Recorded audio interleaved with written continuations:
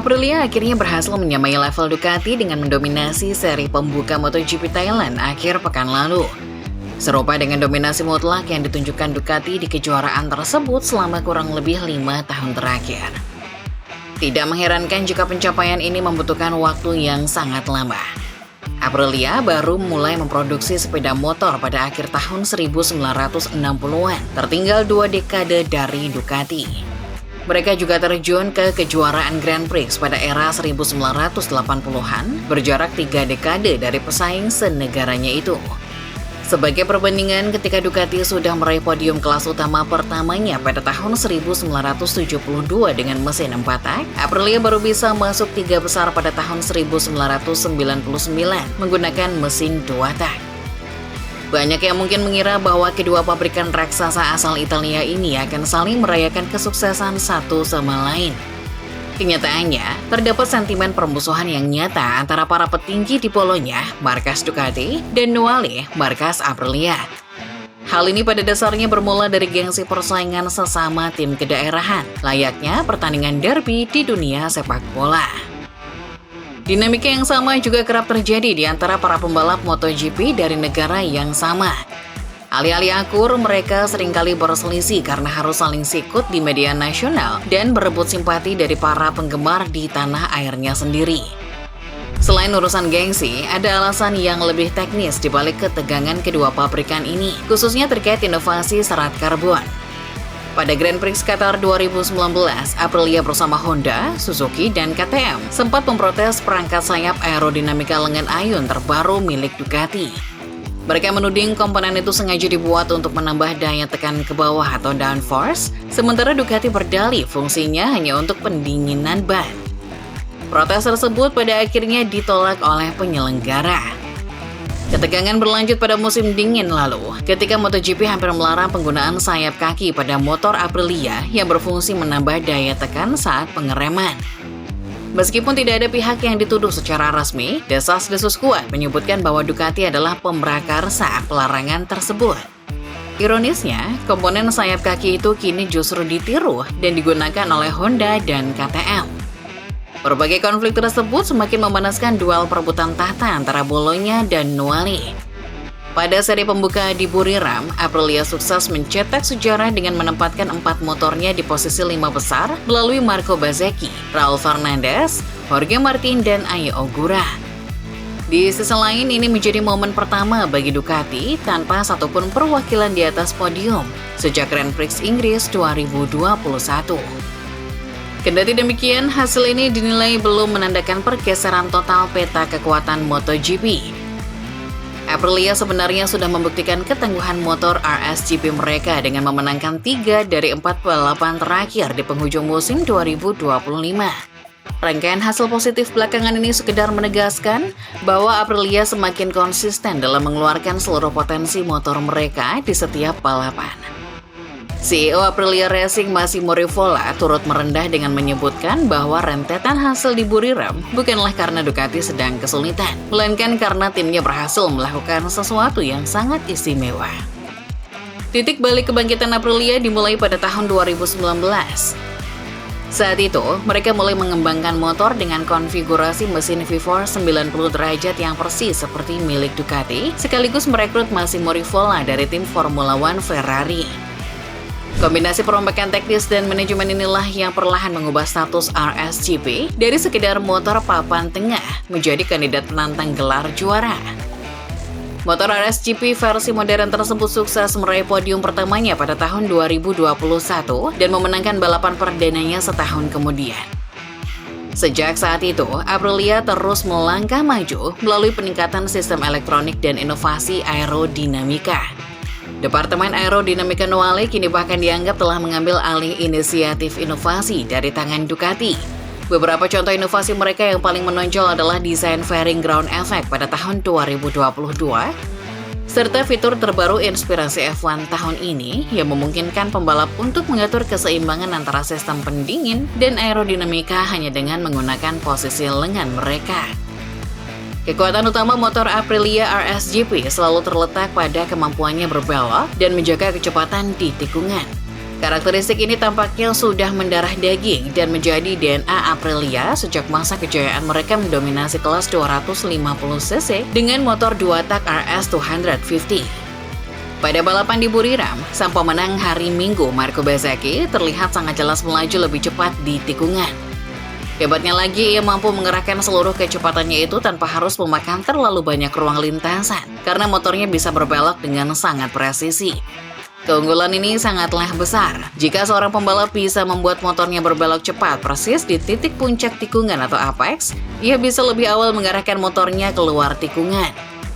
Alhasil, ia bisa segera menegakkan motor untuk memanfaatkan area ban belakang yang lebih tebal dan menarik tuas gas lebih cepat. Siklus ideal inilah yang seumur hidup selalu dikejar oleh seluruh teknisi MotoGP. Perbedaan terbesarnya saat ini adalah Aprilia telah berhasil menyempurnakan elemen-elemen lain pada motor RSGP tanpa mengorbankan kekuatan utama mereka tersebut. Di sisi lain, motor Ducati Desmo 11 sejatinya tidak pernah memiliki kelincahan berbelok atau kecepatan tikungan yang mumpuni. Faktor-faktor itu selalu menjadi titik lemah mereka. Hingga akhirnya, sang jenius Gigi Dall'Igna berhasil meminimalisir kelemahan tersebut, sekaligus memaksimalkan kekuatan utama Ducati, yakni kecepatan saat masuk dan keluar tikungan. Menjawab keraguan apakah Ducati bisa kembali bangkit atau harus pasrah dikalahkan oleh rivalnya dari Noale, jawabannya sudah pasti mereka akan kembali tangguh. Seri Buriram memang terasa sangat rumit bagi Ducati, karena sirkuit tersebut merupakan satu dari 3 sirkuit MotoGP, di mana pemasok ban Michelin mengharuskan penggunaan ban belakang dengan kerangka yang lebih kaku. Ban ini khusus dirancang untuk menahan penumpukan panas ekstrim akibat akselerasi di Buriram, Red Bull Ring, dan Mandalika. Karakteristik ban kaku ini justru merugikan Ducati dan sebaliknya menguntungkan Aprilia. Kerangkanya yang kaku mengurangi tingkat kelenturan ban sehingga area kontak dengan aspal menjadi lebih kecil. Hal ini berujung pada hilangnya daya cengkram ban belakang saat masuk dan keluar tikungan, meskipun tidak terlalu mempengaruhi cengkraman di sisi pinggir ban. Marc Marquez dari tim Ducati sempat mengungkapkan keluhannya mengenai ban ini saat di Mandalika bulan Oktober lalu.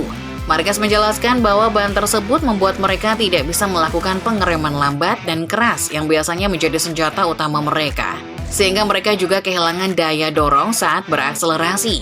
Pembalap dituntut untuk berkendara dengan lebih mengalir, yang mana hal itu justru merupakan titik lemah dari motor Ducati. Pertanyaan mengenai apakah Marquez akan kembali ke performa puncaknya juga pastinya akan terjawab dengan positif. Saat ini pembalap berusia 33 tahun itu masih sangat terkendala oleh kondisi bahu kanannya akibat insiden tabrakan di Mandalika tahun lalu. Bahu tersebut sudah berulang kali dioperasi selama bertahun-tahun, sehingga setiap intervensi medis membutuhkan waktu pemulihan yang semakin lama. Pada akhir 2018 saja, bahunya harus direkonstruksi total akibat rentetan cedera dan dislokasi yang parah. Otot di sekitar sendinya menjadi sangat lemah, bahkan tulang lengan atasnya sempat terlepas dari rongganya sesaat setelah ia dibius total sebelum operasi dimulai. Di Buriram, terlihat sangat jelas bahwa Marquez berkendara dengan penuh kehati-hatian untuk menghindari batas maksimal motornya. Ia menyadari belum memiliki kekuatan fisik yang cukup untuk menyeimbangkan motor apabila terjadi slip atau slide. Walaupun begitu kondisinya, ia masih nyaris memenangkan balapan sprint dan sempat berharap bisa finish di posisi ketiga atau keempat pada hari Minggu. Sebelum akhirnya ia melaju melebar demi menghindari slip dan menabrak curb yang membuat pelek roda belakangnya hancur. Marquez sendiri memperkirakan bahwa ia baru bisa benar-benar mengukur sejauh mana kekuatan fisiknya pada Grand Prix Spanyol di akhir April mendatang. Sementara itu, Bezzecchi dipastikan akan memanfaatkan momentum kemenangannya sebaik mungkin. Meski beberapa pihak terkejut dengan kecepatannya, pembalap berusia 27 tahun itu sebenarnya selalu memiliki bakat istimewa. Akademi VR46 merekrutnya saat ia memenangkan gelar Moto3 Italia pada 2015. Setelah meraih berbagai kemenangan tingkat dunia di kelas Moto3 dan Moto2, ia menjalani musim debut MotoGP yang impresif, namun kurang tersorot pada 2022, sebelum akhirnya mencetak kemenangan perdananya setahun kemudian. Gaya berkendara Bezzecchi di atas motor RSGP sangat indah untuk disaksikan. Ia melaju dengan sangat mulus dan mengendalikan motor persis seperti yang diinginkan oleh motor itu sendiri. Di balik pembawaannya yang mungkin terlihat santai dan suka bercanda, ia sejatinya sangat cerdas dan tahu betul bagaimana cara berkolaborasi dengan para teknisi di garasinya. Tahun ini, Bezzecchi untuk pertama kalinya menyandang satu sebagai penantang gelar juara, yang pastinya membawa tekanan dan beban tersendiri. 3 kecelakaan di hari Sabtu di Buriram jelas bukan cerminan performa seorang kandidat juara. Insiden jatuhnya di balapan sprint bahkan merenggut 9 poin yang seharusnya bisa ia raih dengan mudah. Namun penampilannya yang tanpa celah pada hari Minggu membuktikan bahwa ia telah belajar dari kesalahannya dan tidak membiarkan rasa takut membuatnya menurunkan tuas gas. CEO Aprilia Racing Massimo Rivola bahkan mengungkapkan bahwa ia tidak perlu memarahi Bezzecchi atas insiden tersebut karena sang pembalap sudah cukup keras mengevaluasi dirinya sendiri. Menariknya, di tengah ketegangan antara kubu Aprilia dan Ducati, rivalitas personal antara Bezzecchi dan Marquez tampaknya justru lebih reda dibandingkan sebelumnya. Padahal mereka berdua kini bersatu sebagai kandidat utama peraih gelar juara. Terkait spekulasi bahwa musim 2026 akan menjadi pertarungan sengit 3 arah dengan masuknya KTM dan Pedro Acosta yang kini memimpin klasemen, memang kemungkinan itu memang ada. Sasis karbon terbaru KTM memberikan sedikit tambahan kelincahan berbelok bagi Acosta, yang berdampak pada berkurangnya beban ban belakang saat menikung, sehingga masalah keausan ban motor RC16 bisa diminimalisir. Namun, faktor pembedanya murni terletak pada kehebatan Acosta itu sendiri. Dan ia meragukan apakah motor KTM RC16 benar-benar siap menantang dominasi Aprilia dan Ducati selama 1 musim penuh.